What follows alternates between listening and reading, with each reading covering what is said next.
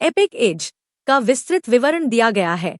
UPSC, PCS, SSC, UGC NET, BA, MA स्तर के लिए उपयोगी, सुव्यवस्थित और परीक्षा दृष्टि से महत्वपूर्ण रूप में।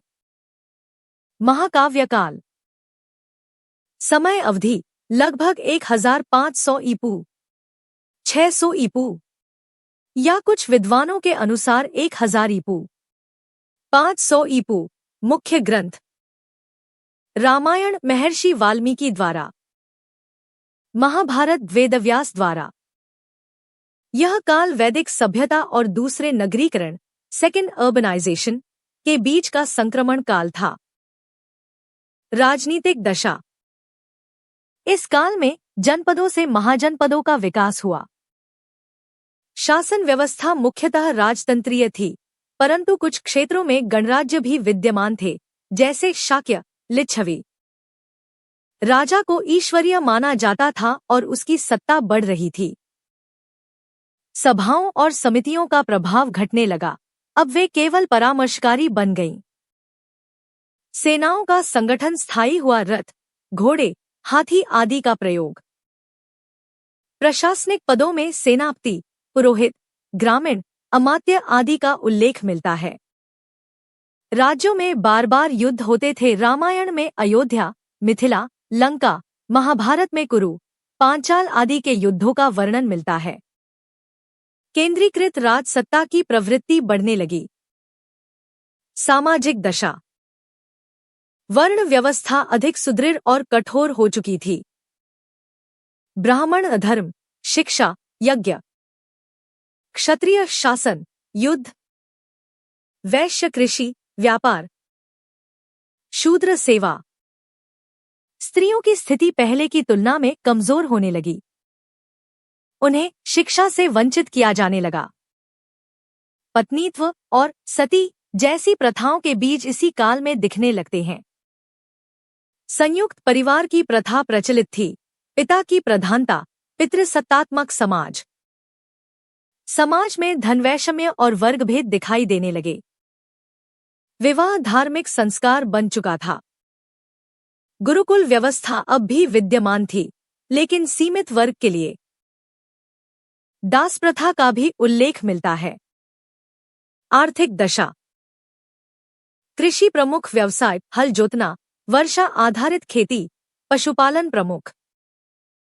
व्यापार और वाणिज्य का विकास, अंतर्देशीय और समुद्री दोनों। नगदी अर्थव्यवस्था का आरंभ, निष्क, शतमान जैसे सिक्कों का उल्लेख मिलता है। कला और शिल्प का विकास, धातु, वस्त्र, आभूषण निर्माण। नगरों का विकास प्रारंभ, अयोध्या, हस्तिनापुर, मिथिला, इंद्रप्रस्थ। विनिमय प्रणाली से धीरे धीरे मुद्रा प्रणाली की ओर बढ़ाव। भूमि का स्वामित्व राजा के अधीन था, परंतु व्यक्तिगत खेती भी होती थी। कृषक, चरवाहे, कारीगर और व्यापारी मुख्य आर्थिक वर्ग बने। धार्मिक दशा। वैदिक देवताओं के साथ साथ नए पौराणिक देवता उभरने लगे। विष्णु, शिव, ब्रह्मा का महत्व बढ़ा। राम और कृष्ण के रूप में विष्णु के अवतारों की मान्यता बढ़ी। यज्ञ और कर्मकांड अत्यधिक प्रचलित हो गए थे। भक्ति भावना का उदय। रामायण और महाभारत दोनों में भक्ति, धर्म और कर्म का गूढ़ संदेश मिलता है। धर्मशास्त्रों और संस्कारों की नींव पड़ी। कर्म और पुनर्जन्म का सिद्धांत समाज में गहराई से समाया। तीर्थयात्रा, व्रत, दान जैसी प्रथाएं लोकप्रिय हुईं। नैतिकता और धर्म का आदर्श महाकाव्यों का मूल तत्व था। सांस्कृतिक पक्ष। रामायण और महाभारत जैसे ग्रंथों ने भारतीय संस्कृति की नींव रखी। संस्कृत भाषा का पूर्ण विकास हुआ। कला, संगीत और नाट्य परंपरा के संकेत मिलते हैं। शिक्षा, साहित्य और लोक कथाओं का प्रसार।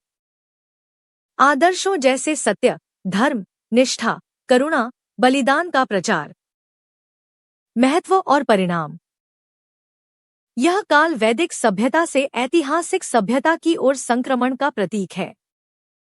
धार्मिक, सांस्कृतिक और नैतिक आधार भारतीय समाज का इसी काल में दृढ़ हुआ। राजनीतिक संगठन, धर्मशास्त्रों का प्रारूप और सांस्कृतिक एकता इसी युग की देन है। संक्षेप में चारों दशाओं का सार चार्ट। पक्ष। प्रमुख विशेषताएं। राजनीतिक दशा।